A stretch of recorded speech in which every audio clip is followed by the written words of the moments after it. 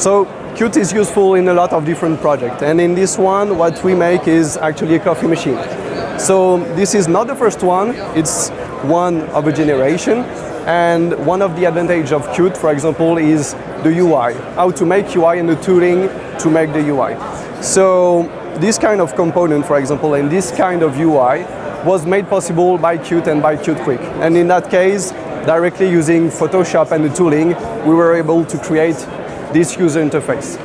And in the end, what's very important is that it does make coffee.